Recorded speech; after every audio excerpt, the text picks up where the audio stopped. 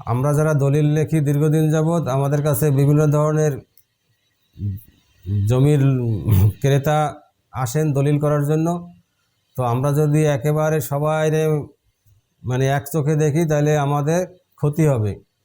আমরা সবসময় সতর্ক থাকব। অনেক দলিল আছে, কাগজপত্র ঠিক আছে সব কিছু, কিন্তু সেই দলিল রেজিস্ট্রি করার পরে বিপদে পড়তে হয়, সেটা খেয়াল রাখতে হবে। যেমন অনেক লোক আছে, তারা তাদের জমি মর্টগেজ, ব্যাংকে মর্টগেজ দিয়ে ব্যবসা করে, সেই টাকা দিয়ে বিল্ডিং করে, যাই করে করুক, কিন্তু তারপরে আবার গোপনে ওই কাগজপত্র নিয়ে দলিল সাওয়ালের নামে কি বোন নামে হেবা করতে আসে।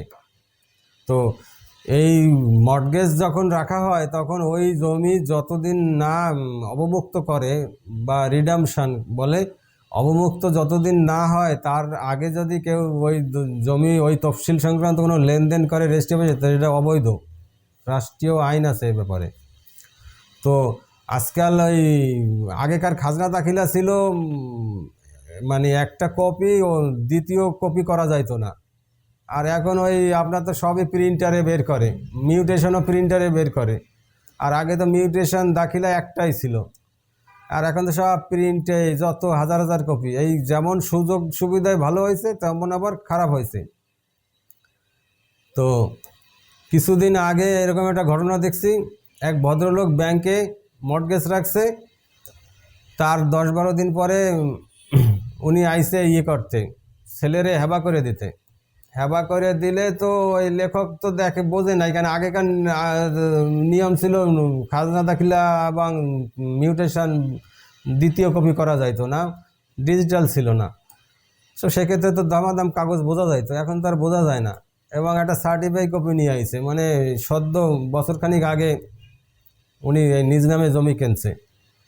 তো সার্টিফাই কপি আনছে, এখন লেখক তো আর বোঝে নাই, কারণ সার্টিফাই কপি তো আপনার বহুবার তোলা যায়, মূল দলিল তো এখনও বেরোয়নি।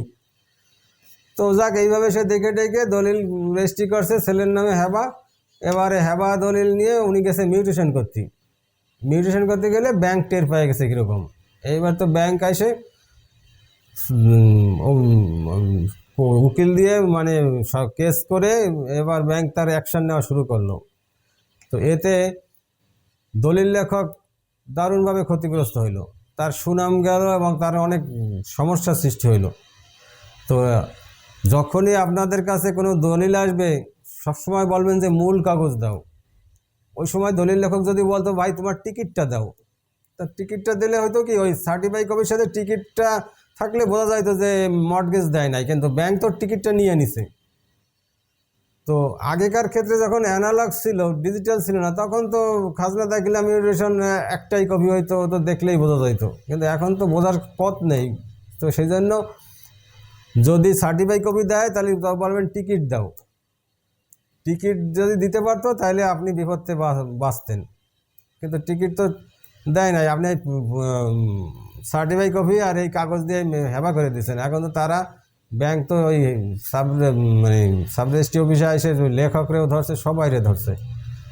তো আপনারা সবসময় সতর্কতার সাথে কাগজপত্র দেখে যাচাই বাছাই করে দলিল রেজিস্ট্রি করবেন। যে কোনো দলিল বলবেন মূল কাগজ দাও। দাখিলা তো বোঝা যায় না, প্রিন্ট মিউটেশনও বোঝা যায় না, কিন্তু দলিল বোঝা যায়। দলিল যদি ডেলিভারি নয় তাহলে তার টিকিটটা বোঝা যায়। এগুলো দেখবেন, আশা করি বিপদে পড়বেন না।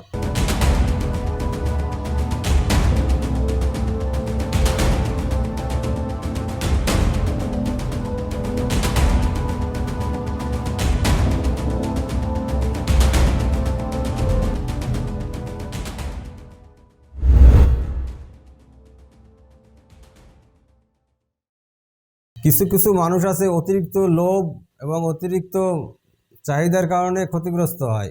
আর কিছু কিছু লোক আছে মানে সচেতন না, অচেতন, এবং কাজের গুরুত্ব বোঝে না, গুরুত্বভাবে দেখে না, যার কারণে সে ক্ষতিগ্রস্ত হয়। এই দুই ধরনের ক্ষতিগ্রস্ত নিয়ে আমি আজকে আপনাদের কিছু বলবো। কিছুদিন আগে এক ভদ্রলোক তার জমি একটা ব্যাংকে মর্টগেজ দেয়, দেওয়ার 15-16 দিন পরে উনি আসে হেবা করতে ওনার ছেলের নামে। তো হেবা করার সময় দলিল লেখক দেখে যে মিউটেশন দাখিলা মানে দলিলের সার্টিফাই কপি দেখাইছে, কেন বছরখানিক আগে উনি জমি নিজ নামে খরিদ করছে, তো এখনো মূল দলিল পায় নাই। তো এই ব্যক্তি তেমন আর ইয়ে করে নাই, দলিল লিখে দিয়েছে, রেজিস্ট্রি হয়ে গেছে। এরপরে ওই দুষ্ট ব্যক্তি করছে কি, ওই হেবা দলিল নিয়ে নিজ নামে মিউটেশন করতে গেছে এসি ল্যান্ডে। ওই সময় ব্যাংক টের পেয়ে গেছে যে তাদের ব্যাংকে দেওয়া মর্টগেজ অবমুক্ত না করে, রিডামশন না করে এরা আবার ট্রান্সফার করছে। এটা একটা অপরাধ। কোনো ব্যাংকে কোনো মর্টগেজ দেওয়ার পরে সেই মর্টগেজ অবমুক্ত বা রিডামশন না করার পরে যদি কেউ ট্রান্সফার করে, তা একটা মস্ত বড় অপরাধ।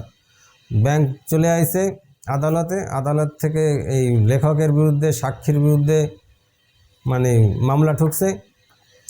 এরপরে সে জায়গায় দেখা গেছে যে ব্যাংকের মর্টগেজ রয়েছে, আর এ কেমনে ট্রান্সফার করলো। এখন এই সবার সমস্যা, যাক আমি দলিল লেখক, আপনি একজন দলিল লেখক, আপনার জন্য বিপদ না হয় এই জন্য আপনার টুকি বলি, আর সবাই গোল্লায় যায় যাক, আমার সমস্যা নেই। আপনি লেখক, সাবধান থাকবেন। কাগজপত্র আসলেই, দলিল আসলেই আপনি দ্রুত করার চেষ্টা করবেন। আগে দেখবেন এই দলিল করলে আপনার কোনো বিপদ আছে কিনা, আপনার কোনো সমস্যা আছে কিনা। আপনি যদি একটু সতর্ক থাকতেন তাহলে এই বিপদটা হইতো না। যেমন এই দলিলটা গত বছর করা, তো যার কারণে একটা সার্টিফাই কপি আপনারা দিছে, ঠিক আছে, আপনি মূল দলিল চাইতে পারেন না, কারণ মূল দলিল তো আর বেরোয়নি। আপনি খাজনা দাখিলা দেখছেন, ঠিক আছে, কেন আজকাল খাজনা দাখিলা হলো ডিজিটাল, মিউটেশন ডিজিটাল, যার কারণে বোঝা যায় না, বারবার প্রিন্ট নেওয়া যায়। কিন্তু আগেকার নিয়মে দিনে এই ঝামেলা ছিল না, একটাই মিউটেশন হয়তো, একটাই দাখিলা, দ্বিতীয় কপি হইতো না, যার কারণে ব্যাংকে সবই রাখতে হইতো। তো আপনি সেহেতু দেখছেন যে সবই তো ঠিক আছে। তো আপনার একটু যদি সতর্ক থাকতেন লেখক ভাই, যেমন ওই ওনার কাছে যদি টিকিট চাইতেন, মূল টিকিট কিন্তু ব্যাংকে জমা দেওয়া, ওই একটা জায়গায় আপনি বেঁচে যাইতেন, যে বলতেন যে ভাই তোমার সব ঠিক আছে, তুমি মূল টিকিটটা আনো। তখনও কিন্তু মূল টিকিট ব্যাংক থেকে আনতে পারতো না। আর মূল টিকিট 2 কপি হয় না, ওই দাখিলা কিংবা মিউটেশনের মতো খালি প্রিন্ট করা যায় না। সেক্ষেত্রে লেখক বেঁচে যাইতো। যাক, সে তার ভুলের কারণে সে ওই কাগজ চায় নাই, দলিল করছে। আপনারা যারা ভবিষ্যতে আজকে আমার কথা শুনতেছেন, এবার ভবিষ্যতে যত দলিল করবেন, সে যেই দলিল হোক আর যেই আসুক, আপনারা সমস্ত কাগজ, অরিজিনাল কাগজ দেখতে চাবেন আগে, কিংবা রেজিস্ট্রির আগে বলবেন সব কাগজ দাও। ওই সময় যদি সে বলতো যে রেজিস্ট্রির আগে আমার টিকিটটা দেখাও ভাই, তোমার টিকিটটা দলিল, তখন কিন্তু আর রেজিস্ট্রি হইতেন, আপনি আজকে ঝামেলা থেকে বাঁচতেন। আজকে ওই দলিল লেখকের প্রায় হাজার লাখ টাকা আদালতেই যা দৌড়তে শেষ হয়ে যাবে।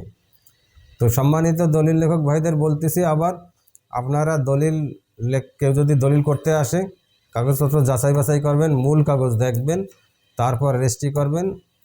এতে আপনার ভবিষ্যতে কোনো সমস্যা হবে না।